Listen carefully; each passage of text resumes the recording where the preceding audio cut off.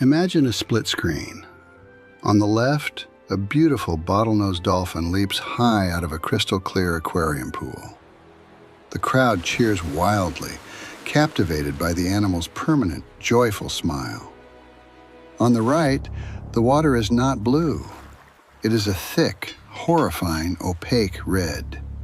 It is the color of fresh blood. A pod of dolphins thrashes wildly in shallow water, screaming in sheer panic as men in waterproof suits drive metal spikes into their spines. This is not a nightmare. This is the hidden, bloody origin of your family entertainment. The dolphin's smile is the greatest deception in the natural world. It is an evolutionary quirk, a biological illusion that makes them look happy even when they are experiencing unimaginable agony. And the entertainment industry has exploited this illusion to hide a massacre. Welcome to the dark, highly secretive shores of Taiji, Japan. Every year from September to March, a terrifying tradition takes place in a small, hidden cove. It is a highly organized, industrialized process designed to feed the global demand for captive dolphins. We look at marine parks and assume these animals were rescued or born happily in captivity. But the truth is a closely guarded, blood-soaked secret.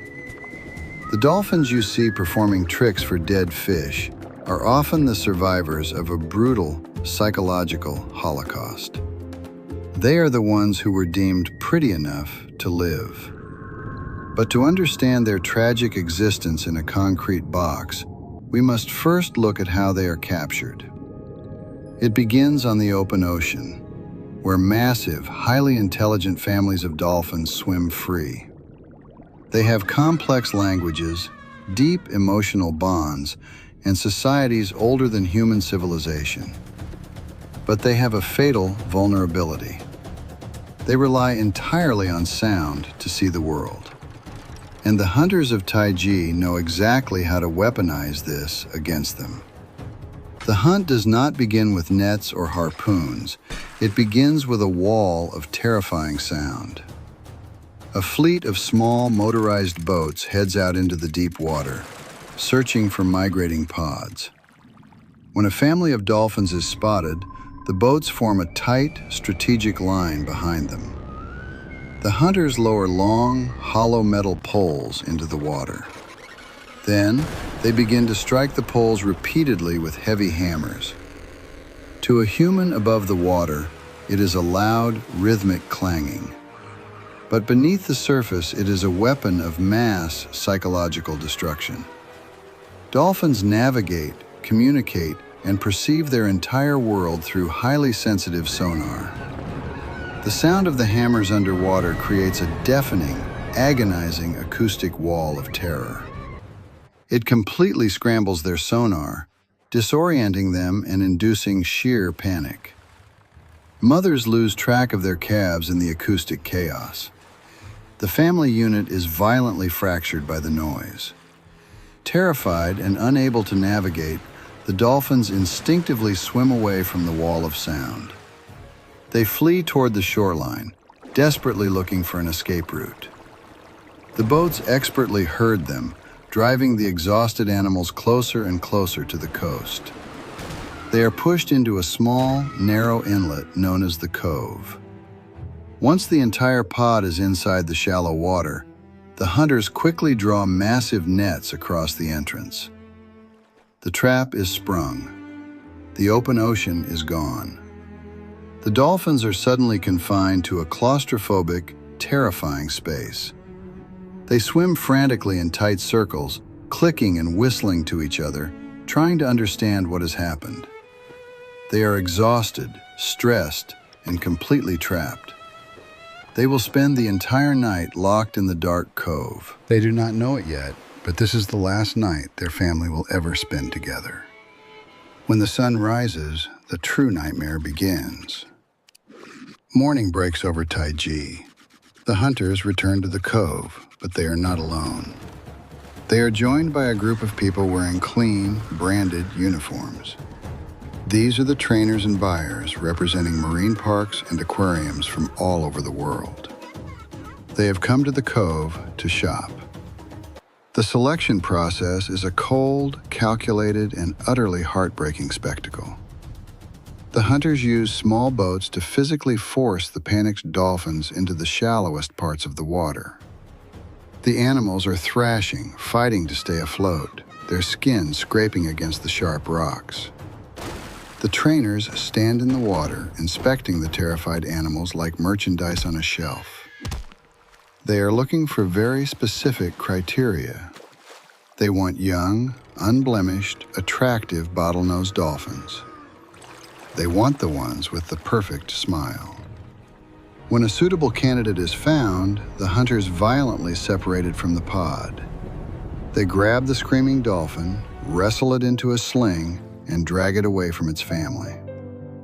Dolphins are deeply sentient beings with familial bonds that rival our own. Calves refuse to leave their mothers. Mothers fight desperately to protect their babies. The water churns with panic, grief, and the agonizing vocalizations of a family being torn apart. The selected dolphins are hoisted out of the water, suspended in the air, and dropped into holding pens. They are completely immobilized, terrified, and utterly alone. They can hear the frantic calls of their family members just a few yards away, but they cannot reach them. The trainers have selected the lucky ones, the ones who will be sold for over $100,000 each. They will be flown across the world to spend the rest of their lives in a concrete tank. But as they sit in the holding pens, they must bear witness to the fate of the family they left behind. Once the trainers have selected the prettiest dolphins, the buyers leave the Cove.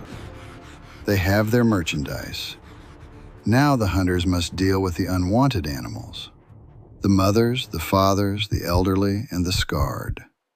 The ones who are not considered profitable for the entertainment industry. In the eyes of the hunters, these remaining animals are nothing more than a pest that eats their fish. And so, the slaughter begins. The hunters pull tarps over the Cove to hide the massacre from cameras, but they cannot hide the sounds. They wade into the water armed with long metal spikes. They do not use guns as that would be too loud. They grab the exhausted, terrified dolphins and drive the sharp metal spikes directly into their blowholes or sever their spinal cords. It is not a quick, merciful death. The animals thrash in unimaginable agony, choking on their own blood. The clear blue water of the Cove rapidly turns a thick, horrifying crimson. The screams of the dying dolphins echo off the cliffs. The selected dolphins, the ones destined for the aquariums, are trapped in the holding pens right next to the slaughter. They are highly intelligent, acoustic animals. They hear the agonizing deaths of their mothers. They hear the final, desperate cries of their calves. They are forced to listen to the systematic execution of their entire family. They thrash in their pens, traumatized beyond human comprehension. The trauma they experience in that Cove will permanently scar their minds. When the slaughter is finally over, the water is silent. The bodies are dragged away to be butchered for meat. The Cove is empty, save for the blood staining the rocks. The surviving dolphins are loaded onto trucks, leaving the red water behind. The survivors of the Taiji massacre are flown to marine parks across the globe. They are taken from the vast, infinite ocean and placed into small, sterile, concrete boxes. For an acoustic creature, a concrete tank is a sensory hell. In the ocean, their sonar travels for miles, giving them a three-dimensional view of a limitless world. In a tank, their sonar bounces immediately off the flat concrete walls, echoing back at them constantly. It is the equivalent of locking a human in a room made entirely of funhouse mirrors. The psychological breakdown happens quickly. To force these traumatized, wild predators to perform tricks, the trainers use a highly effective weapon: starvation. They call it food deprivation training. The dolphins are kept hungry. They learn very quickly that the only way to eat a dead, frozen fish is to jump through a hoop or wave their flippers at the crowd. They are not performing out of joy. They are performing out of absolute desperation. They are essentially begging for their lives. The audience sits in the stands, clapping and cheering, completely oblivious to the dark reality before them. They see the dolphin's biological smile and believe the animal is happy. They do not see the blood in the water at Taiji. They do not hear the screams of the slaughtered family.